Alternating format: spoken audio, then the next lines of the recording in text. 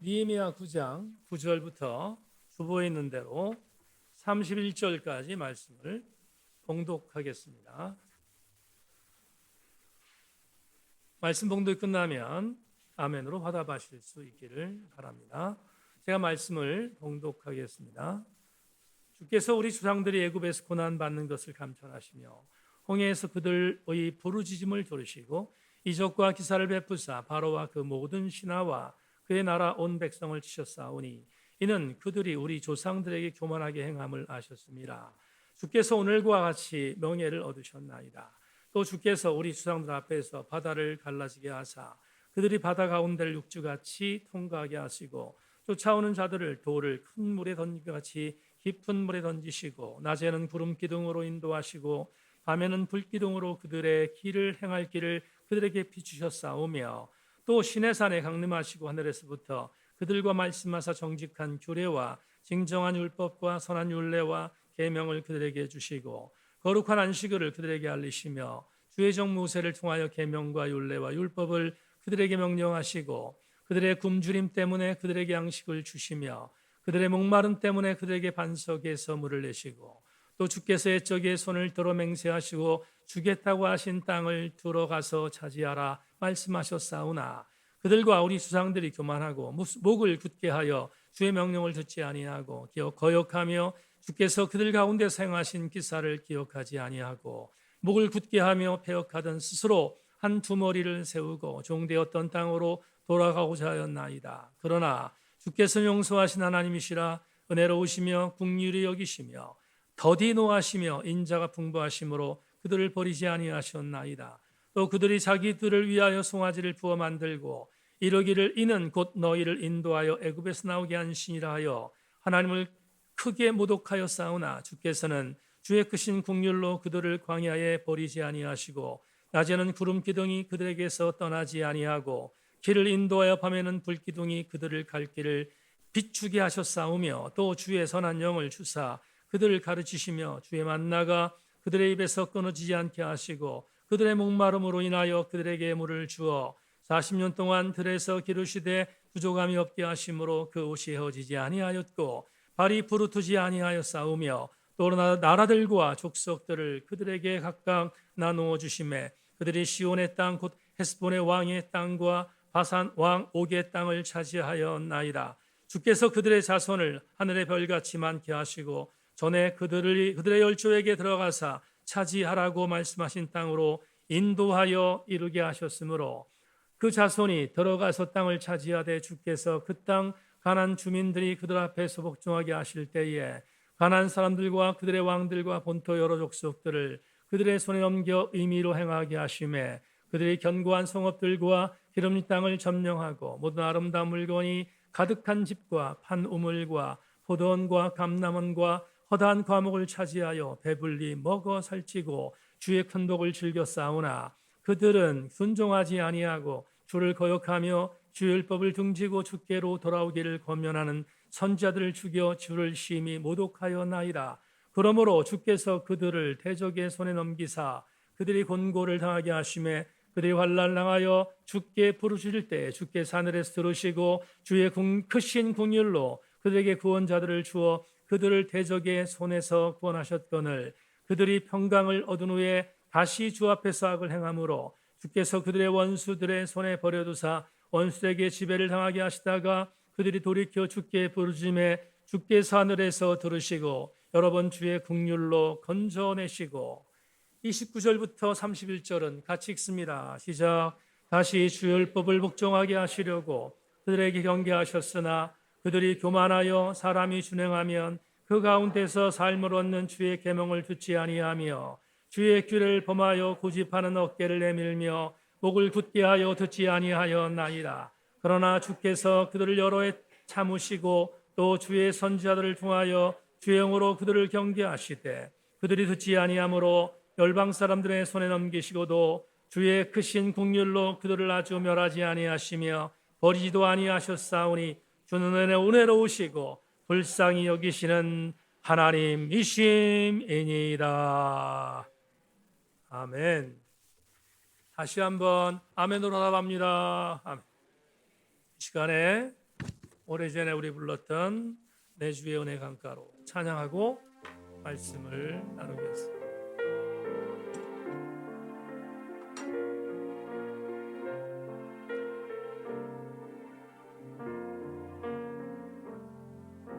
내 주의 은혜 강가로 저 십자가의 강가로 내 주의 사랑 있는 곳 내 주의 강가로 내 주의 은혜 강가로 내 주의 은혜 강가로 저 십자가의 강가로 내 주의 사랑 있는 곳 내 주의 강 아멘 아멘 가란 나의 영혼을 생수로 가득 채우소서 이곳 내 영혼 내 주의 은혜 강가로 저 십자가의 강가로 내 사랑 있는 곳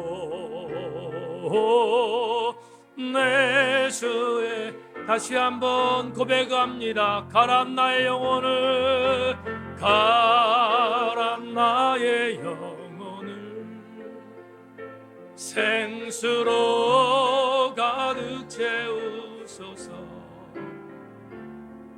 이곳 내 영혼 아멘 아멘 내 주 은혜 강가로 저 십자가의 강가로 내 주 사랑 있는 곳 내 주의 강가로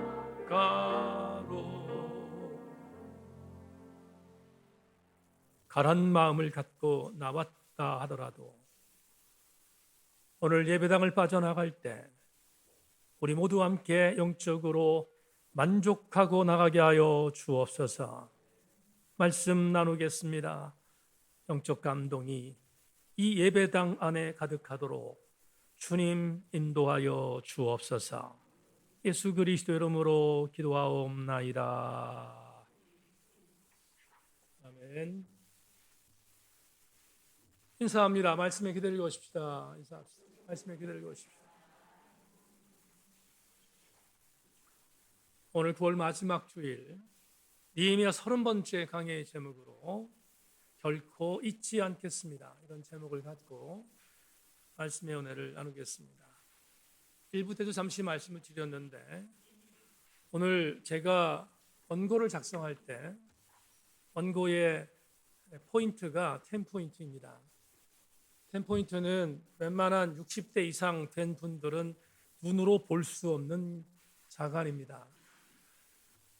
지난 주간에 목사한테 동기생 모임이 있었는데 친구 목사들하고 이야기하다가 이 얘기가 나왔습니다. 이 목사 설교 준비할 때 원고 몇 포인트로 쓰냐? 그래서 제가 10포인트로 쓴다 이렇게 말했더니 그게 보이냐? 그러길래 보이고 말고 그렇게 얘기했습니다. 알고 보니까 친구 목사들 16포인트로 글을 쓴다는 얘기를 듣고 제가 농언을 한 번 던졌는데 친구들에게 그랬습니다. 삼가 애도를 표한다 이렇게 농을 표했는데 아직은 제가 눈이 나쁘긴 하지만 자초점으로 그렇게 원고를 쓰고 그리고 읽을 수 있어서 감사한데 그러다 보니까 10포인트로 오늘 원고를 탈고하고 나니까 8장입니다. 이 말은 다른 말로 표현하면 1시간 동안 설교를 할 수 있다는 뜻입니다. 그런데 1시간 설교하면 여러분들 모두가 다 힘들어하기 때문에 오늘 원고는 줄이겠습니다. 원고에 있는 텍스트에 대한 전체 내용은 홈페이지에 고스란히 올라가 있습니다. 궁금한 분들은 홈페이지 들어오셔서 원고 내용을 탐독해 주시길 부탁하고, 여러분과 오늘 나눌 말씀은 본문을 요약해서 설교의 내용 중에 축약한 내용들을 여러분과 함께 나누며 은혜에 접근하겠습니다. 그럼에도 불구하고 하나님의 은혜가 머무는 시간 되기를 소망하고 함께 은혜 받고 돌아가시기를 주의 이름으로 권면합니다. 제가 금년에 목회 35년째 접어들고 있습니다. 35년 동안 목회를 하면서 여러 가지 희노애락 등등이 있었고 일희일비하는 일들도 있었습니다. 그런데 목회자로서 지난 35년 동안 살아오면서 가장 힘들었던 때는 영적인 자괴감이 있을 때였습니다. 언제 영적인 자괴감이 임하는가? 그것은 제가 섬기고 있는 교회 교우들이 영적인 하나님의 은혜, 영적인 감사의 조건, 그리고 때때마다 붙들어 주셨던 하나님의 은혜를 망각할 때입니다. 그 망각할 때의 가슴 아픔은 이루 말할 수 없습니다. 오늘 일부 예배도 말씀을 드렸지만 지난 35년 동안 뒤돌아보면 저 역시 이모저모 일을 겪다 보니 영적인 자괴감들에 빠질 때가 있었고, 산전수전 공중전을 겪다 보니 고통스러울 때도 있었지만, 그럼에도 불구하고 그때마다 이길 수 있었던 것은 10분초마다 다가오시는 하나님의 은혜를 기억했기 때문입니다. 마찬가지로 우리 교우들도 10분초마다 다가오시는 하나님의 은혜를 기억하기를 주의 이름으로 소망하고, 그 은혜가 잊혀지지 않기를 주님의 이름으로 권면합니다. 여러분, 히브리서 12장 3절 말씀을 잠시 묵상하겠습니다. 히브리 12장 3절 말씀에 이렇게 기록되어 있습니다. 너희가 피곤하여 낙심하지 않기 위하여 죄인들이 이같이 자기에게 거역한 일을 참으신 일을 다같이 따라합니다. 생각하라. 히브리서 12장 3절을 보면 생각하라라는 단어가 등장합니다. 히브리서 연구를 마쳤지만 히브리서 연구를 우리가 행할 때 수신자는 배교를 하려고 하는 자들임을 각인했습니다. 배교하는 위험이 있는 자들을 향해서 히브리서의 저자는 그들을 경종하며 그들에게 다시 은혜를 전하기 위하여 히브리서 12장 3절에서 이렇게 말한 것입니다. 현대인 성경으로 히브리서 12장 3절을 다시 읽어보겠습니다. 여러분은 죄인들의 이런 증오를 몸소 참으신 예수님을 생각하면서 낙심하지 말고 용기를 내십시오. 여기도 생각하라는 단어가 들어가 있습니다. 그런데 히브리서 12장 3절 말씀을 가장 아름답게 번역한 것은 역시 유진 피터슨의 메시지입니다. 메시지 번역으로 읽겠습니다. 여러분의 믿음이 시들해지거든 그분 이야기를 하나하나 되새기고 그분이 참아내신 적대 행위의 긴 목록을 살펴보십시오. 그러면 여러분의 영혼에 새로운 힘이 힘차게 솟구칠 것입니다. 생각하라 라는 이 단어는 우리 개역 개정판에는 생각하라라고 번역되어 있지만 원래 이 단어의 헬라적인 원어적인 의미는 기억하라는 뜻입니다. 생각하는 것보다도 더 가까운 원어적인 의미는 기억해내라라는 의미입니다. 유진 피터슨은 기억해내라는 이 메시지를 이렇게 두 단어로 소개합니다. 되새겨라, 그리고 살펴보아라. 이렇게 말합니다. 적절한 해석이 아닐 수 없습니다. 우리는 지난 느헤미야 8장과 9장을 연구하면서 특별히 9장에서 함께 은혜를 나누면서 9장의 내용 가운데 이미 9장 5절부터 37절의 메시지가 하나님을 찬양하는 것인데, 하나님을 찬양할 때 그냥 찬양한 것이 아니라 기도하며 찬양했던 메시지임을 5주 동안 살폈습니다. 느헤미야 저자가 선포한 하나님의 찬양 메시지는 무엇 때문이었습니까? 첫째, 하나님은 영원에서부터 영원에 잇대어 있는 영원하신 하나님이셨기 때문에 찬양했고, 둘째, 그분은 누구와도 비교할 수 없는 존귀하신 분이었기 때문에 찬양했으며, 셋째, 그분은 저와 여러분을 창조하신 분이기 때문이고, 넷째, 그분은 저와 여러분들을 오늘도 만들어 가신 하나님이었음을 찬양했고, 지난주 그 하나님은 책임지시는 하나님인 것을 함께 나누었습니다. 다 같이 아멘. 이 5가지의 하나님의 은혜 때문에 우리는 느헤미야의 저자들이, 그리고 사람들이, 그리고 수문학 광장에서 은혜 받은 자들이 하나님을 찬양했음을 살폈습니다. 오늘 좀 긴 본문을 읽었습니다. 9절부터 31절까지 말씀은 그렇게 5가지의 우리에게 은혜를 주셨던 하나님, 그 하나님이 구체적으로 이스라엘 신앙 공동체에 어떻게 간섭하셨는가?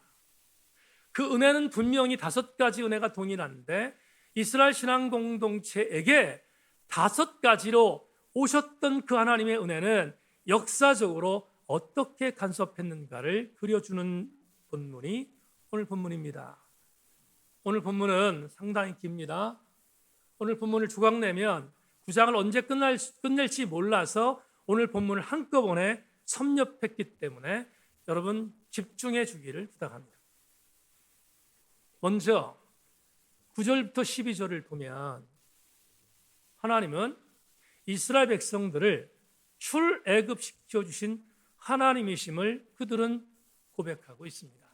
430년 동안 고통당하던 이스라엘 백성들을 애굽에서 탈출시켜 주신 분이 하나님인 것을 고백하고 있는 내용이 9절부터 12절에 기록되어 있습니다. 이어지는 13절과 14절은 그렇게 애굽에서 나온 사람들이 광야에 도착했을 때 광야에서 하나님이 그들이 살아가야 할 영적인 방법론, 율법을 주신 것을 기록했고, 15절 말씀에는 그 광야에서 먹고 살아야 하기 위하여 기본적으로 하나님이 주셨던 의식주, 만나의 추락이, 그리고 불기둥과 구름기둥으로 인도하셨던 내용, 그리고 하나님께서 물이 없었던 장소였기에 곳곳에서 물을 주셨던 은혜 등등을 15절에서 고백하고 있습니다. 뿐만 아니라 16절부터 18절 말씀, 그렇게 은혜를 주셨는데 이스라엘 백성들은 하나님을 배반합니다. 하나님을 따르지 않습니다. 광야에 나온 것을 불평했고, 그리고 그들은 심지어 출애굽기 32장에서 우리를 이끌어내는 하나님은 금송아지임을 선포하라는 기가 막힌 범죄까지 범했음을 16절부터 18절에서 기록하고 있습니다. 잘 따라오십시오. 그럼에도 불구하고 하나님은 이런 범죄자였던 이스라엘 공동체를 벌하시지 않고 자비하셨고 긍휼이 많으셨고 노하기를 더디하셨던 하나님은 당신의 백성들을 멸하지 않고 그들의 필요를 채워주셨고, 그리고 그들을 달래셨습니다. 그 내용이 19절부터 21절에 기록되어 있습니다. 이뿐만이 아니라 23절부터 25절에 이어지는 말씀은 하나님은 광야에 40년 동안 생활하던 이스라엘 백성들의 맨 마지막 부분, 젖과 꿀이 흐르는 가나안에 들어가기 맨 마지막 부분에 가장 강력했던 적대자였던 아모리 왕 시온과 옥을 물리쳐 주셨음을 본문이 보고하고 있습니다.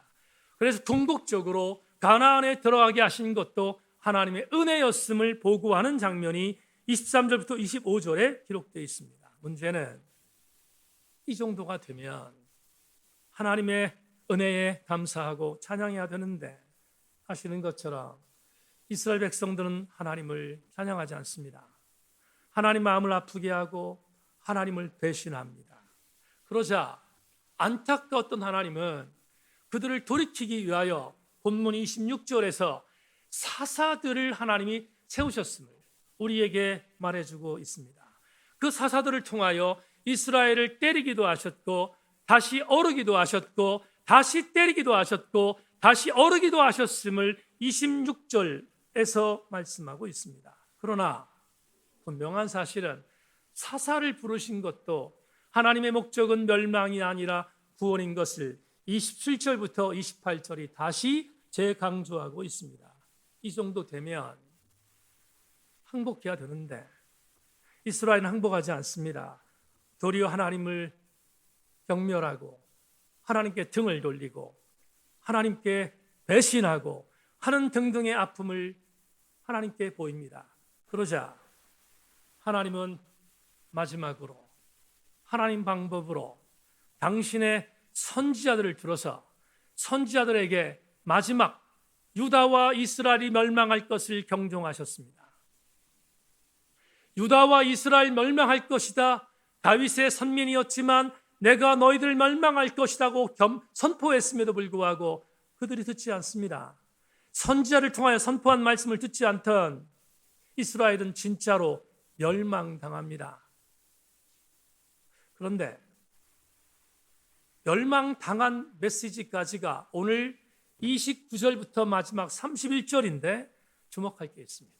뭘 주목하냐면 지금까지 역사를 훑었습니다. 하나님이 이스라엘 신앙 공동체를 어떻게 인도했는지를 오늘 본문에 제시된 내용으로 이탈하지 않고 함께 말씀을 드렸습니다. 그런데 마지막 29절부터 31절을 같이 읽었습니다. 왜 여러분과 같이 읽었는가? 무의미하게 읽은 것이 아니에요. 의미가 있었기 때문입니다. 왜 같이 읽었는가? 이유는 29절부터 31절은 이런 기가 막힌 이스라엘 선조와 열조의 범죄와 그리고 패역함을 통하여 하나님이 이끌어 주셨음에도 불구하고 망했던 이스라엘 백성들, 멸망했던 유다 백성들, 그들을 바벨론 포로로 끌려가게 하셨는데 바벨론 포로에서 지금 오늘 보면 느헤미야 9장은 돌아온 자들입니다. 그들은 극적으로 돌아왔습니다. 돌아와서 하나님을 찬양하고 있어요. 수문학 광장에서 은혜 받은 그들이 하나님을 노래하고 있습니다. 어떤 걸 노래하는가? 열조가 범죄했음에도 불구하고 하나님이 이렇게 우리 이스라엘 백성들을 도우셨다는 것에 대한 감사, 그리고 그러나 회개하지 않았던 그들이었기에 하나님이 우리를 치셨지만 하나님 우리를 멸망시키는 것이 아니라 회복시키는 것이 목적이었기에 우리를 돌아오게 하셨고 돌아오게 한 우리 후손들이 열조의 죄를 잡아가며 하나님이 우리를 이렇게 인도하신 것에 대하여 감사한다는 찬양의 기도를 드리는 장면이 29절 31절입니다. 의미가 있었기에 같이 읽었습니다. 여러분 29절부터 31절 담임 목사의 해석을 들었으니 다시 다잡이하여 같은 목소리를 읽겠습니다. 29절부터 31절 다 같이 읽습니다. 시작. 다시 주의 율법을 복종하게 하시려고 그들에게 경계하셨으나 그들이 교만하여 사람이 준행하면 그 가운데서 삶을 얻는 주의 계명을 듣지 아니하며 주의 길을 범하여 고집하는 어깨를 내밀며 목을 굳게 하여 듣지 아니하였나이다. 그러나 주께서 그들 여러 해 동안 참으시고 또 주의 선지자들을 통하여 주의 영으로 그들을 경계하시되 그들이 듣지 아니하므로 열방 사람들의 손에 넘기시고도 주의 크신 긍휼로 그들을 아주 멸하지 아니하시며 버리지도 아니하셨사오니 주는 은혜로우시고 불쌍히 여기시는 하나님이심이니이다. 마지막 절을 같이 읽었습니다. 같이 읽다 보니 오늘 설교의 레마를 찾을 수 있을 것 같습니다. 지금 후손들이 광야에서부터 시작하여 그들이 지금까지 거쳐왔던 역사 속에서 하나님께서 이스라엘 공동체를 도우셨던 일들을 마지막 절에서 기억해내고 있습니다. 뭐하고 있다고요? 기억해내고 있습니다. 그렇다면 오늘 우리는 설교의 레마를 이렇게 찾을 수 있습니다. 신앙생활이란 저 여러분들이 지금 철로 역정의 아름다운 길을 걸어가는 신앙생활이란 내 삶의 현장에서 하나님을 기억해내는 것이 신앙생활입니다. 내 삶의 현장에서 하나님을 기억해내는 것, 그게 신앙생활입니다. 고린도전서 11장 24절, 25절 자막을 통해서 확인하십시오. 축사하시고 떼어 이르시되 이것은 너희를 위하는 내 몸이니 이것을 행하여 나를 기념하라 하시고, 식후에 또한 그와 같이 잔을 가지시고 이르시되 이 잔은 내 피로 세운 새 언약이니 이것을 행하여 마실 때마다 나를 기념하라 하셨으니, 기념하라는 단어가 두 번 등장합니다. 헬라 원문에 기념하라라는 이 단어를 아멘네시스라는 단어를 썼습니다. 이 단어는 우리 개역 개정판에는 기념하라라고 번역되어 있지만 아멘네시스라는 이 단어는 더 원어적으로 가까이 말한다면 이건 역시 기억하는 것입니다. 기억해내는 것입니다. 뭘 기억해내는가? 여러분, 지금 고린도 11장 24절 25절은 성찬식에 대한 메시지를 사도 바울이 복기하는 거예요. 고린도 교회 성동체에게 우리 주님이 우리에게 주셨던 몸과 피를 이렇게 하셨다라는 것을 기억해내는 것입니다. 기억해내서 다시 한번 강조하고 있는데, 공동번역 성경으로 고린도서 11장 14절 25절 말씀을 다시 읽어드리겠습니다. 여러분 주목해 주십시오. 감사의 기도를 드리신 다음 빵을 떼시고 이것은 너희들을 위하여 주는 내 몸이니 나를 기억하여 이 예를 행하여라 라고 말씀하셨습니다. 또 식후에 잔을 드시고 감사 기도를 드리신 다음 이것은 내 피로 맺는 새로운 계약의 잔이니 마실 때마다 나를 기억하여 이 예를 행하여라 라고 말씀하셨습니다. 9월 마지막 주일 예배 나오신 교우 여러분, 신앙생활을 정의하겠습니다. 신앙생활이란 하나님에 관한 일체 것들을 기억해내는 것입니다. 신앙생활이란 하나님이 나를 위하여 베푸신 일체 은혜를 기억해내는 것입니다. 신앙생활이란 하나님이 나에게 오셔서 나를 위로해 주신 일체의 것들을 기억해내는 것입니다. 신앙생활이란 하나님께서 나를 만져주신 일체의 은혜를 기억해내는 것입니다. 우리는 그렇다면 반대를 알게 됩니다. 신앙생활의 반대가 무엇인가? 하나님에 관한 일체의 것들을 잊어버리는 것이고, 하나님이 나에게 베푸신 은혜를 망각하는 것이며, 하나님이 나를 만져주신 것을 잃어버리는 것이며, 하나님 나를 위로해 주시며 건면해 줬던 일체의 것들을 잊어버리는 것, 그게 신앙생활의 반대편의 일입니다.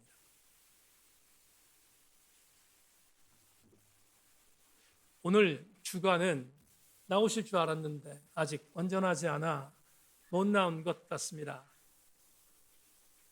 여러분, 2주 전에 정순혜 권사님 신방을 다녀왔습니다. 지난주 목양터 이야기 마당에 글을 올렸습니다. 아직도 선망 증세가 조금 남아있는 권사님, 왔다 갔다 하는 권사님을 위해서 신방하다가 기도하기 전에 권사님의 손 하나를 붙들었습니다. 오른손으로 권사님의 한 손을 붙들었습니다. 그러자 현 권사님이 나머지 한 손을 갖고 제 왼쪽 손을 붙들어서 포개셨습니다. 그리고 기도를 받으셨습니다. 80 중반을 향하여 달려가는 권사님이 저에게 문자를 보냅니다. 문자를 보내면 문자를 읽으려면 1시간 걸립니다. 왜?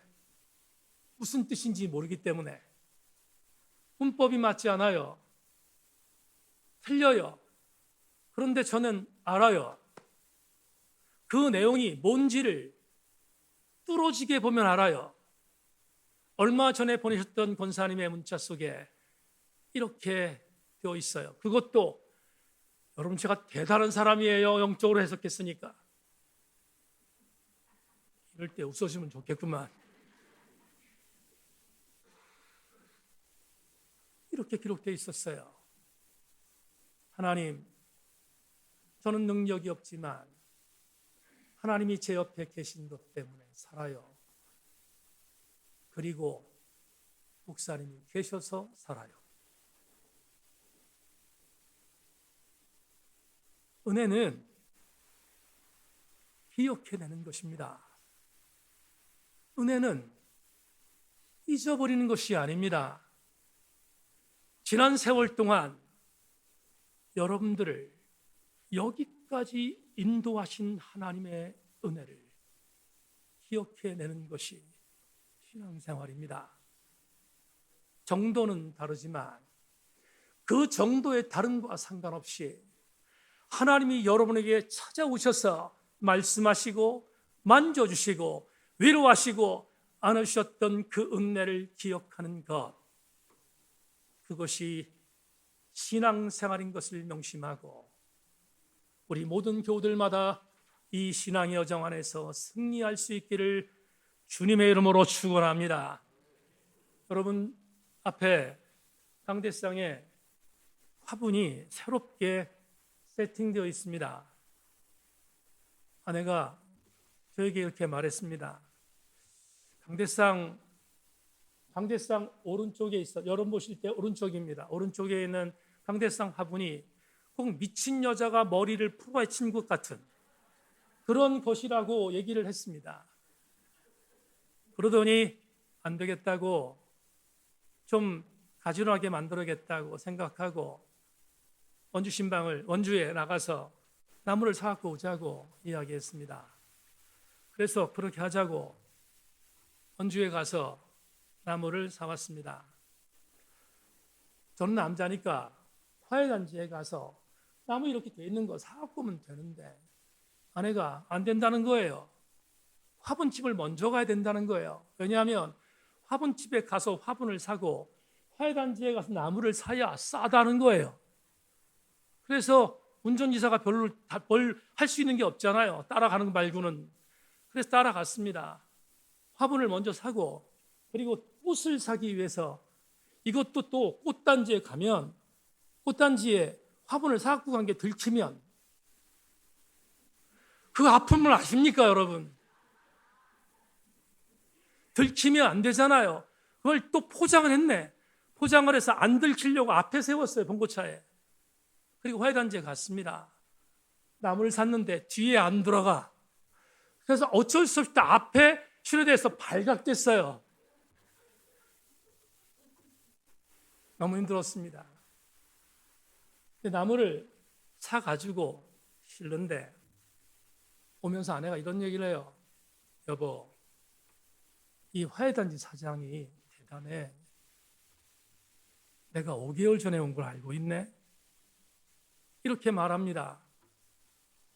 왜? 정말 그동안에 왜 못 오셨어요? 5, 6개월 만에 오신 것 같습니다. 이렇게 인사를 했다는 거예요. 아내가 생각해 봤습니다.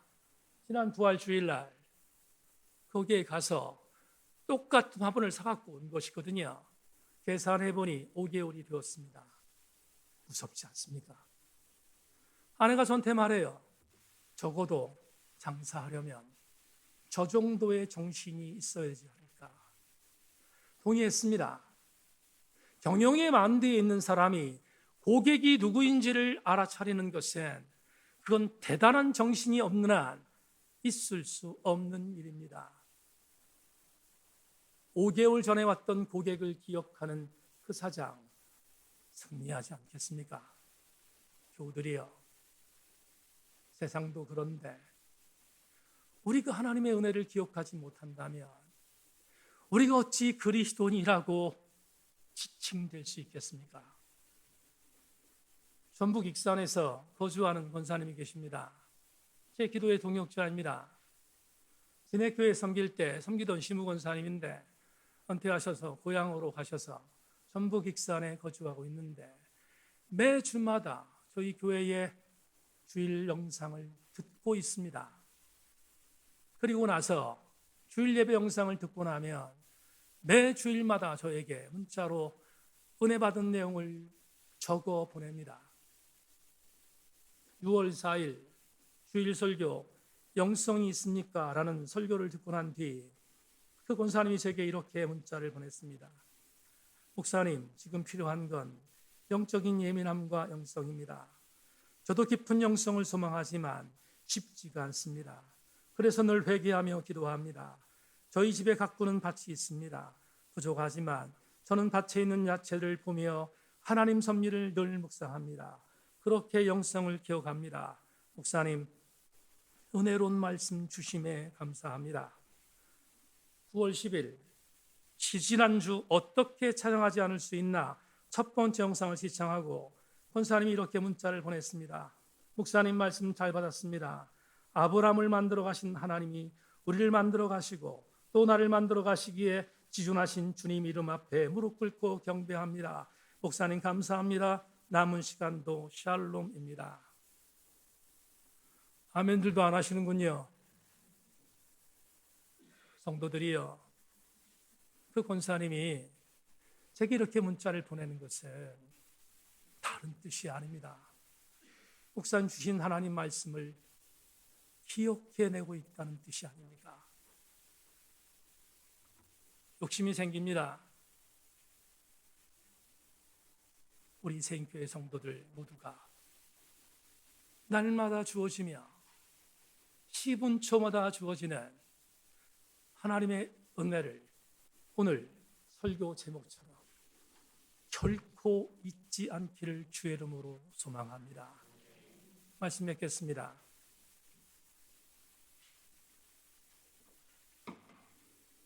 교회 홈페이지에 사랑방에 올려놓은 글, 홈페이지에 들어오지 못하는 분을 위해서 설교를 마감하며 이 글을 소개하고 설교를 맺겠습니다.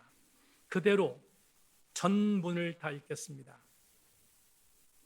정말 교묘하게 유시민이 쓴 최근작인 문과남자의 과학공부와 아브라함 조수아의 셀의 걸작인 예언자들을 교차로 독서하고 있다.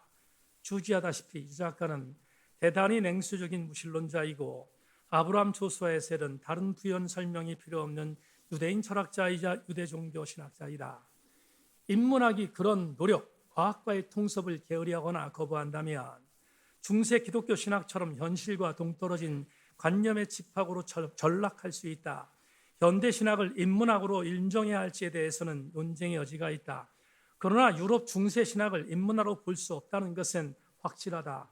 유럽 중세 신학은 성서문구에 어긋난다는 이유로 학문 연구를 탄압하고 사람을 불태워 죽인 행위를 정당화했다.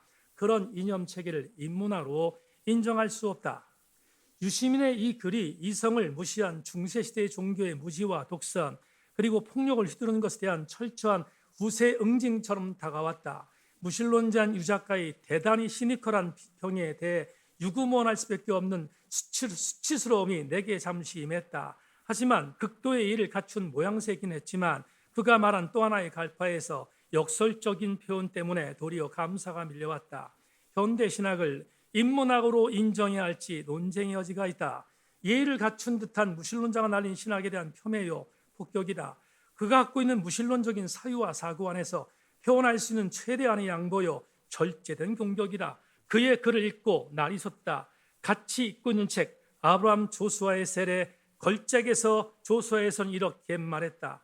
예언자가 계시를 본 것은 단순히 경험하는 행위가 아니라 경험의 대상이 된 행위라는 사실, 인류에게 보낼 사람을 찾으시는 그분에 의해서 노출되고 부름을 받고 압도당하고 사로잡힌 바 된 것이라는 사실이 아마도 그가 본 계심을 보여주는 표징인 듯하다. 여기서는 하나님이 인간의 경험 내용이 아니라 인간이 하나님의 경험 내용이다. 소름 끼치게 하는 철학적 사유다. 정말로 숨소리를 죽여가는 성찰이다. 유 작가가 이렇게 비유했다. 나는 누구인가? 나는 뇌다. 이게 무신론적인 인문학과 과학의 한계다. 뇌과학적인 연구 결과로 밝힌 뇌의 정체에 열광하는 자가 하나님은 인간 경험이 아니라 인간 경험 내용이 아니라 인간이 하나님 경험 내용이라는 성찰을 어떻게 이해할 수 있는지 가능성은 제로다. 대단한 지성으로 무기로 수많은 사람들을 논리로 열광시키는 내용들조차 뇌 활동 결과가 아니라 하나님께서 사유하심의 결과이라는 아브라함 조수아의 세례 한마디가 나에게 적지 않은 위로와 감동을 준다. 풀겠습니다. 교우들이여, 무신론자들은 할 수 있는 본인의 성을 다하여 교회와 기독교와 하나님을 능멸하고 있습니다. 그렇지만 그들의 능멸은 생각하지 않았던 기독교의 심판입니다. 이렇게 도전받습니다.